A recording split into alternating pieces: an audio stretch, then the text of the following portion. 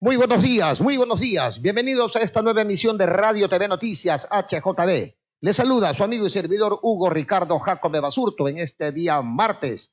El día de hoy vamos a topar algunos temas que son muy importantes y que prácticamente han traído bastante cola en estos últimos días. Es por esto que hemos pedido la participación amplia y obviamente muy ilustrativa por parte del doctor Alfonso Zambrano Pasquel, un reconocido catedrático universitario, un jurista de primer orden y ex miembro de la desaparecida Corte Suprema de Justicia. Vamos a tratar dos temas muy concretos. El tema de los famosos habeas corpus, que ha traído, vuelvo y reitero, bastante impacto, al menos mediático, y también otro temita que viene siendo recurrente y hasta cierto punto algunas personas dicen que es hasta vergonzante. Nuevamente pidiendo la extradición del expresidente de la República, Rafael Correa Delgado. Por eso vamos a conversar con el doctor Alfonso Zambrano Pasquel. ¿Cómo está, mi querido doctor? ¿Cómo ha pasado? ¿Qué tal? Buenos días. Buenos días, don Hugo, a usted y a Laurita. Muy bien, gracias a Dios, muy bien y listo para utilizar todo el tiempo que usted tenga bien disponible. De garantías penitenciarias que ya lo sacaron, digamos, del servicio y del servicio judicial, pues obviamente. Y también se señalaba a algunas personas de que el habeas corpus ya dejó de ser un recurso para convertirse en un abuso. ¿Usted está de acuerdo, doctor, con estas concepciones? Buenos días. Buenos días, don Hugo. Y mucho sí. No solo que se puede convertir en un abuso, sino en un gran negocio. ¿De acuerdo? Mire, el tema de las garantías constitucionales es muy importante.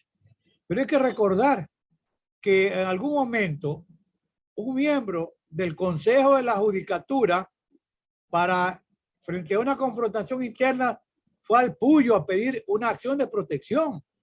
En otro momento, la presidenta del Consejo de la Función de Transparencia y Control Social del Consejo se fue a San Borondón para que un juez o jueza le dé una acción de protección con medida cautelar y no la voten del cargo. O sea, hay un mal ejemplo institucionalizado. Yo he comentado, como yo digo, hay que ser crítico constructivo, el desacierto de tanto de la Corte Nacional en la persona del presidente como el Consejo de la Judicatura, porque hay un documento que ya se hizo público donde exhortan a la Corte Constitucional para que delimite el ámbito de aplicación del habeas corpus si se trata de frenar los abusos. ¿Por qué digo que fue un desacierto? Porque existen alrededor de 20 sentencias de la Corte Constitucional que viene de 2019 hasta ahora, que es una excelente corte, donde está muy bien normado el ámbito de competencia en el ejercicio de esta garantía. La más importante, pienso yo, que es la sentencia 365 de marzo del año 2021, que me da la impresión que ni el presidente de la Corte, ni el del Consejo de la Judicatura, ni sus asesores. En el caso del presidente Lazo es entendible porque él o no tiene asesores o tiene pésimos asesores. Pero hay sentencias que no han sido debidamente examinadas. Y si se revisan esas sentencias, se va a apreciar que incluso la Corte Constitucional dice, porque el gran cuestionamiento dice, puede haber una medida sustitutiva, por ejemplo, de las personas que están cumpliendo condena. Y la Corte Constitucional dice que sí, pero es un caso de excepcional. Por ejemplo, alguien esté con una enfermedad terminal, es o no hasta humanitario que le concedan el arresto domiciliario para que vaya a morir a su domicilio. Otro caso de una persona a la que una reyerta dentro de la cárcel le volaron un ojo y esta persona era amenazada con riesgo de muerte. Entonces, ahí se sustituyó sin duda la privación de la libertad. O sea, toda privación de la libertad tiene que ser respetada la integridad del interno, sea en prisión preventiva o cumplimiento de condena. Pero en determinados casos se busca un juez a la medianoche de Manglar Alto. En otro caso, se hacen sorteos, que no solo es el tema del habeas corpus. Yo conozco casos que después lo podremos en su momento comentar, de medidas importantísimas en acciones de protección. Y entonces, ¿qué se hace? se le pone, se forja, se comete delito de manipulación informática. En segundo lugar, se comete delito de falsedad documental y hay además fraude procesal, donde incluso abogados de importantes estudios jurídicos lo hacen. ¿Qué hacen? Día domingo, a las 15 minutos para las 12 de la noche, escogen un pool de 5 jueces y le ponen a una acción de protección flagrante. No hay nada de flagrancia, es flagrancia para los delitos cuando se descubre el momento que se están cometiendo. De esa manera se manipulan y los jueces en la primera providencia dictan medidas cautelares debidamente fundamentadas de 40 páginas que seguramente es un pendrive que les han colocado. Entonces, la garantía está bien, cuidado por esta. Yo sé que el país vive una conmoción interna enorme por el abuso con la garantía. Y el abuso con la garantía tiene un titular que es el mal juez. No todos los jueces son malos, pero hay malos jueces de los que hacen estos sorteos de madrugada, los que se prestan, y probablemente no sea de manera gratuita. ¿Para qué? Para manipular la garantía. Si se la utiliza racionalmente, la garantía debe mantenerse, por favor. Pero como hay los recursos, mire, en otro caso, un juez dice que un preso está con graves afectaciones a su salud y decide mandarlo, lo cual el habeas corpus correctivo a un hospital. Y el juez después lo manda en arresto domiciliario. Señor, cuando el juez en un chat dijo eso, yo le dije, señor, si usted ordenó que vaya a un hospital, era entendible que vaya al hospital. Ah, sí, dice doctor, pero lo que pasa es que hubo el anuncio de una bomba en el hospital y entonces usted lo mandó al triunfo a la casa. ¿Y quién responde de ese fuga? Ah, eso no es problema mío, es problema de la policía. No, señor, porque además dice en esa providencia lo siguiente, que la policía tiene que verificar si no hay riesgo de fuga. Entonces yo he dicho, si la policía le dice, señor juez, yo no puedo cumplir su orden, porque este ciudadano se puede fugar en su domicilio, ya no tenía para qué hacerse el traslado, que entiendo que sí se dio. Entonces, fíjese usted, don Hugo, estos ejemplos que pone en evidencia, la forma perversa como se manipula una garantía. Y usted me dice, bueno, encontremos una respuesta, yo se la voy a dar en este momento. Así como se han creado, primero hay que respetar la independencia de funciones, la Corte Nacional hace lo suyo, el Consejo de Judicatura hace lo suyo, y la Corte Constitucional de Ecuador, que es un ejemplo de buena corte para todo el país y para toda América incluso. Mire, a ver, hay la tendencia a que haya jueces especializados, claro. ¿Cuál sería la respuesta? Primero, la Corte Constitucional ha dado un pronunciamiento furibundo, ha dicho lo que hace un buen juez. Por nosotros hablan nuestras sentencias, las sentencias son fundamentadas, motivadas. ¿Puede cambiar un criterio? Sí, claro, debidamente razonado de manera fundamentada, pero una solución. Deben crearse las unidades especializadas de garantías constitucionales. Serían reclutados ahí, si son de los mismos jueces, aquellos que tengan formación constitucional, que los hay en cantidad por las maestrías, estudios y publicaciones que hacen. Si no los hubiese, hago un concurso, así como han hecho para esa unidad supuestamente lucha contra la corrupción y delincuencia organizada, que vamos a ver qué éxito realmente va a tener. Exacto, pero hay que crear la unidad especializada con normas claras. Entonces nos evitamos los jueces de Manglar Alto, los jueces del Techimbo, los jueces de Chambo, los jueces de Babahoyo, de Quevedo, etcétera. Con una estructura bien determinada, con jueces que tienen especialidad por la materia. Yo creo que esa es una salida importantísima que debe tomarse de inmediato para evitar todo este fraude con la Administración de Justicia en materia de garantías constitucionales que incluyen el habeas corpus, don Hugo. Hablando aquí el doctor Alfonso Zambrano Pasquel de una manera totalmente meridiana, ¿no? Si bien es cierto, esto es una garantía constitucional, no puede ser bajo ningún concepto objeto de abuso, porque daríamos un pésimo mensaje a toda una sociedad que clama por justicia. Incluso lo está señalando de que esto se puede prestar hasta cierto tipo de negociados.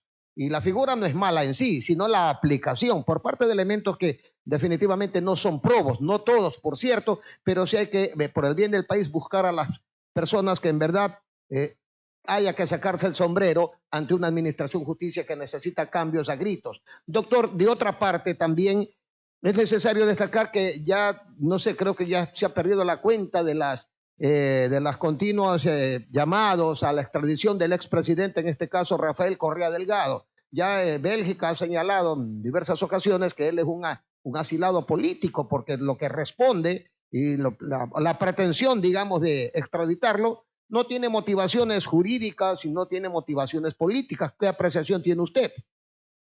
A ver, mire, recordemos, don Hugo, que hubo ya la pretensión de una alerta roja a Interpol para que lo detenga, porque hay una orden de privación de la libertad como consecuencia de una sentencia condenatoria espuria. Voy a decir por qué. ¿Qué ha hecho la Interpol? Que no procede la alerta roja. ¿Por qué razón? Porque hay el convencimiento, sin ninguna duda, de que hay un acto de persecución política. Y mire, aquí hay dos temas que van de la mano. La reactivación del proceso de extradición y el tema del asilo político ya concedido. Vamos en orden, porque están de alguna manera relacionados. Cuando, si es caso, se continuaba o se continuaría con el proceso de extradición, tema en el que yo podría intervenir como amicus curiae, con un traductor, haciéndolo de una videoconferencia en Ecuador o trasladándome a Bélgica, si la situación lo permite. Porque conozco el proceso. Y le voy a decir resumidamente cuáles son los cuestionamientos. Cuando, mire, la extradición tiene un sujeto activo, que es el país que requiere, y un sujeto pasivo, que es el país requerido. Entonces, en el proceso, no es que simplemente porque pide la extradición, él se la va a conceder el país, no. Hay incluso un tratado de extradición entre Ecuador y Bélgica de más de 100 años, 1887, pero una norma en materia de extradición, y yo puedo hablar con conocimiento suficiente, yo he sido abogado, soy abogado litigante, defendiendo a personas en procesos de extradición. Entonces, conozco la mecánica. Uno de los temas es que tiene que ver la doble incriminación. ¿Qué significa esto? Que el delito tiene que estar previsto como tal, no solo en el país que lo condena, sino en el país donde se encuentra. ¿Y qué pasa? Que ese convenio de extradición o tratado de 1887 no contempla el delito de cohecho. Habla en general de corrupción, pero corrupción de todo es nada. ¿Está o no está? No está, sería suficiente para negarlo, primero. Lo otro, el país requerido, el sujeto pasivo, ¿tiene o no la competencia de examinar el caso? Claro que sí, no es porque lo dice, porque le envía la sentencia. A ver, tendría que enviarse todo el proceso. ¿Cuáles son los cuestionamientos? El expresidente Rafael Correa Delgado fue juzgado por jueces. De los 9 jueces, 7 eran jueces temporales designados por el Consejo de la Judicatura. Jueces temporales o transitorios. Hay sendas condenas contra Perú y Venezuela en el sistema interamericano de derechos humanos porque se utilizó esta misma estrategia de designar jueces temporales para hacer lo que quería el poder político. Así es, esto incluso lo denuncia un notable jurista, Raúl Zaffaroni. Él hace un trabajo para una publicación que se llama Justicia a la Carta, donde, ¿qué es lo que dice el profesor Zaffaroni? El Consejo de la Magistratura Argentina hizo exactamente lo mismo que hizo el Consejo de la Judicatura de Ecuador. En aquel momento allá para favorecer las pretensiones del presidente Macri, aquí en época del presidente Lenín Moreno. Entonces, mire, no está ni en la Constitución, ni en la Ley Orgánica de Garantía Orgánica, ni el del Consejo de la Judicatura, esa posibilidad de designar jueces temporales. Y jueces temporales, de los 9, 7 eran temporales. Lo uno. Lo otro, en el proceso, el derecho a la prueba, la garantía de defensa es una garantía inviolable en la Constitución Política del Estado y en el Pacto de San José. En concreto, cuando se hizo el anuncio de pruebas, yo en ese momento ya era el abogado principal en el tema, yo preparé la prueba y una prueba importantísima, la declaración o ampliación de la declaración del señor Concienciado Santos, porque aquí hay que volver a repetir, en Ecuador hay un pacto siniestro. ¿Para qué? Para la impunidad de Odebrecht. No nos olvidemos de ahí. Ecuador es el único país que Odebrecht no le cobra nada y todavía le quiere dar el vuelto. Se pidió la declaración porque el Concienciado Santos dijo en este caso que él había entregado 2013 y 2014, en un caso 2.5 millones de dólares y en el otro 2.6 millones. Queríamos que él diga a quién le entregó el dinero, porque esos dineros no están contabilizados en los archivos llamados archivos verdes, no están contabilizados. ¿Quién se los dio? ¿Cómo los trajo? ¿En el trole o en un avión? ¿Verdad? Entonces, ojo, La jueza que tramitó la etapa intermedia, ella calificó la procedencia de esa prueba. El tribunal, cuando va a sustanciar la audiencia de juicio, califica la procedencia de la prueba, pero no la practica. Entonces, con todo el procedimiento le digo, oiga, pero si ustedes han aceptado la prueba, por favor, practíquela. Le revaló, continuó. Nunca le dieron atención ni en apelación ni en casación, jamás. Entonces, hay una afectación al derecho de defensa. Hay precedentes en Ecuador, Carminani Valencia versus Juez de Durán, año 2009, Sistema Interamericano, 2004 y 2005. 2005 hay un caso importante, Fermín Herrera versus Guatemala, y en el otro caso, un caso Ricardo y no sé cuánto contra Paraguay. O sea, hay sólidos precedentes. Ahora bien, el señor Cossencio Santos en Ecuador, ya pasó antes, en el caso contra el ciudadano Glass por asociación ilícita, le dieron la calidad, el beneficio de cooperación eficaz. La cooperación eficaz determina un mínimo de pena del 10% de la pena mínima, pero al señor lo absolvieron contra lo que dice el código. Entonces, acá él dijo, a ver, acuerdo de delación premiada en Brasil. Sí, yo tengo el acuerdo de delación premiada por 9 delitos cometidos en Ecuador, donde no constan el soborno 2013 y 2014. Por eso no cabía el non bis in idem, como dijo equivocadamente la Fiscalía y la Procuraduría. Ahora bien, un tema pero muy importante es lo siguiente, para centrarnos en la idea, que eso, ¿por qué decimos que no hay una motivación suficiente? Porque no hay un análisis racional de la prueba. La prueba tiene que ser apreciada con los elementos de cargo y con los elementos de descargo. Porque, claro, para llegar a decir, más allá de toda duda razonable, estamos convencidos que es culpable. Y le voy a mencionar solamente los actos de descargo. Se dice en la sentencia, además que dijo el otro día el presidente de la Corte que no consta lo del influjo psíquico, sí está en la sentencia, pueden ver en mi página web. Lo que yo sostengo es que, como decía Santiago Mircuch, el influjo psíquico tiene que estar probado y eso no estaba probado.